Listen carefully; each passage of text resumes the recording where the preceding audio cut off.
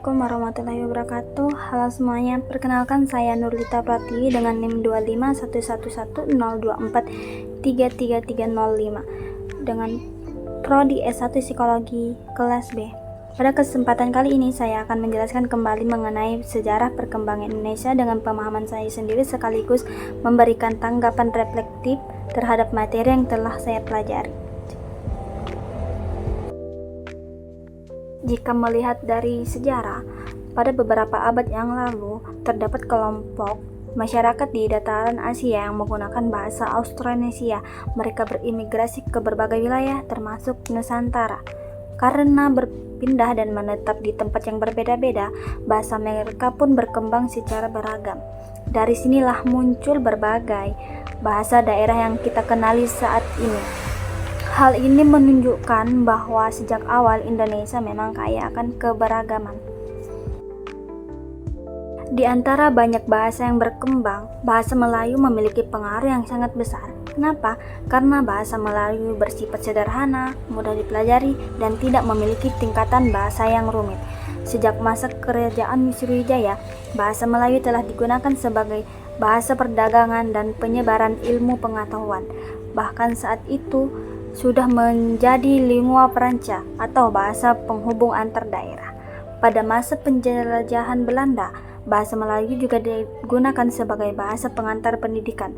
Karena penyebarannya luas dan diterima di berbagai suku, bahasa Melayu kemudian berkembang dan diresmikan menjadi bahasa Indonesia sebagai bahasa nasional.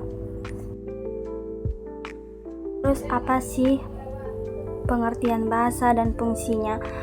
Oke, bahasa adalah alat komunikasi yang digunakan untuk menyampaikan pikiran, gagasan, dan perasaan. Bahasa memiliki dua unsur utama, yaitu unsur makna atau isi, serta unsur bunyi atau simbol yang teratur.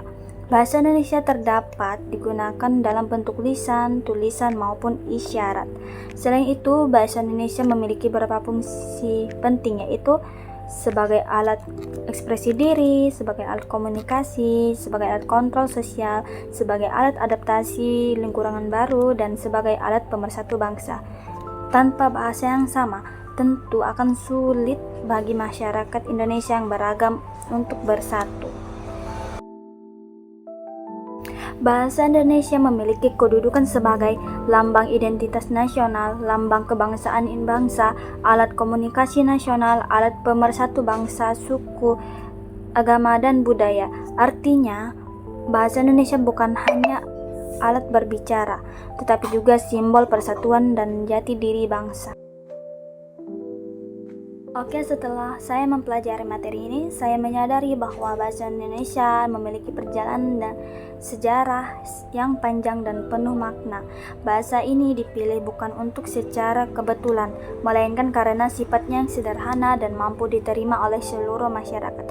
Saya juga menjadi lebih menghargai bahasa Indonesia sebagai identitas nasional. Di era globalisasi seperti sekarang, kita memang perlu mempelajari bahasa asing, tetapi tetap harus menjaga dan menggunakan bahasa Indonesia dengan baik dan benar. Menurut saya, memahami sejarah bahasa membuat kita lebih sadar bahwa bahasa adalah bagian dari perjuangan dan persatuan bangsa.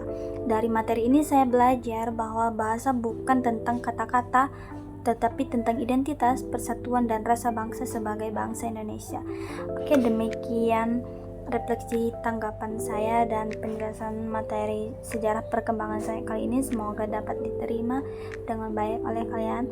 Saya ucapkan terima kasih. Assalamualaikum warahmatullahi wabarakatuh. Bye bye.